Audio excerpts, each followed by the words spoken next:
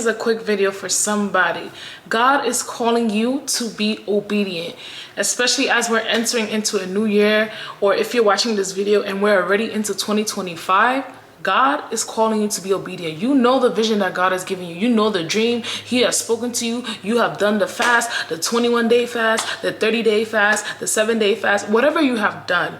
God has given you the answer. He has given you clarity. So as we have entered into this year 2025, God is looking for you to act. Faith without works is dead.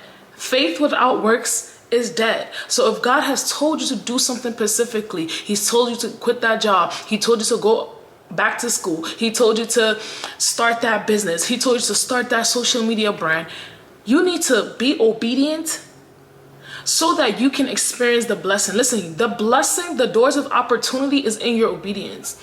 I realize that anytime the enemy wants to fight you from doing something that you know God has called you to do, listen, there is a blessing on the other side. And you don't want to miss the blessing on the other side. You don't want to live life and regret that, dang, I should have done what God told me to do years ago.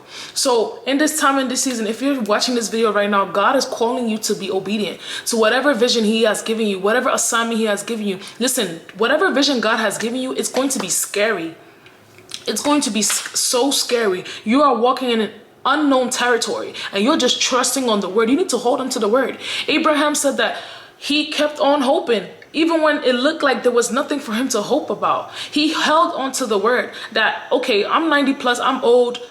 I don't know how God is going to do it. God said, prophesied that I'm going to give birth to a son. His name is going to be Isaac. I'm old though. My wife is also past menopause, right? But he held on to the word. You got to hold on to the word that God has given you. And also, if you're looking for clarity, I advise you to enter into a fast.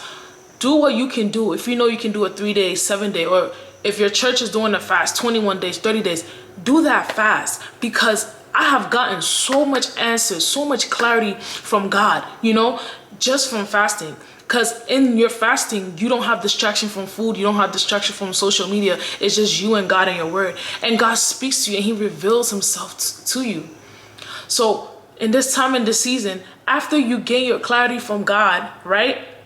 We need to act. I feel like a lot of us, we get the clarity. God gives you the answer. Some of us, God gave us the answer a year ago, 2 years ago, 3 years ago during the pandemic, but we still haven't acted upon what God has told us to do, right? Only you know what God has called you to do, because we are all on different journeys, all on different paths, all on different assignments. But I'm telling you that there is a blessing for obedience.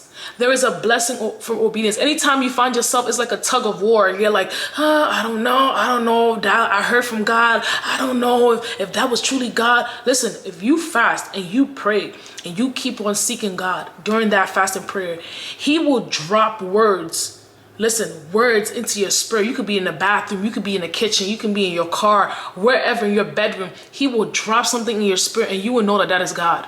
It is the enemy that will try to come in, sway you and make you feel uncertain about what God has called you to do. Whatever God has called you to do, He has already blessed it. He will bless it.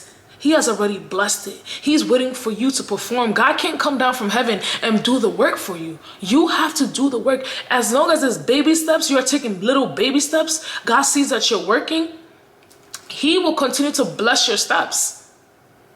And another thing that I realized that is like, listen, the time is going to pass anyway. By the time you open your eyes, we in 2030. We in 2040.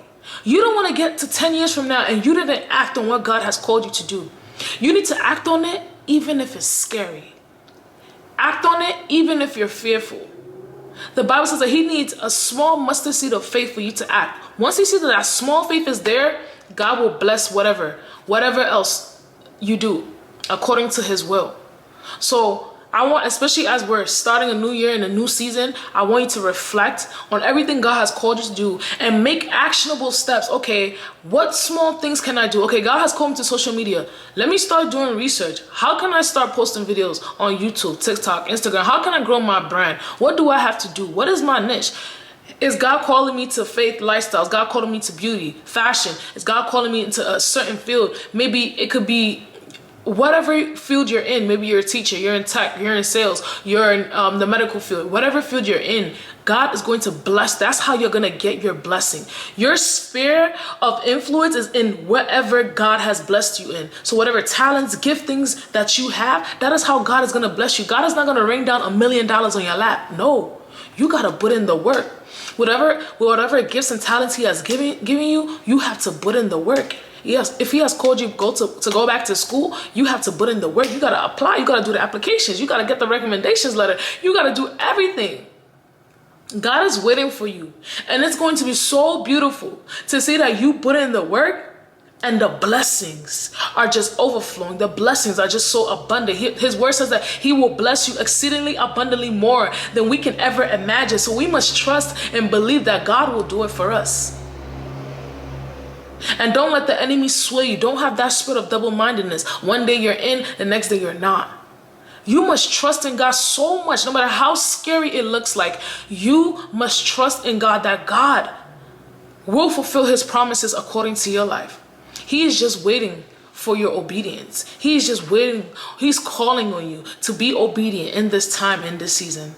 I pray that as you watch this video, you reflect, you start to take action, you pray, you fast, you seek clarity, and God will answer you. He is not, our God is not a mean God. He is an approachable God. You come to him with your heavy burden, with your desires, with everything, and God will answer you. And God will surely bless you. And he will do exceedingly abundantly more than you can ever imagine once you get into alignment with his will for your life. Remember, the word says that many are the plans in a man's heart. So that means many are the plans that you and I have. But it is the Lord's will that will prevail. So if you're watching this video, I pray that this video blessed you. Don't forget to like, comment, share, and subscribe. God bless you.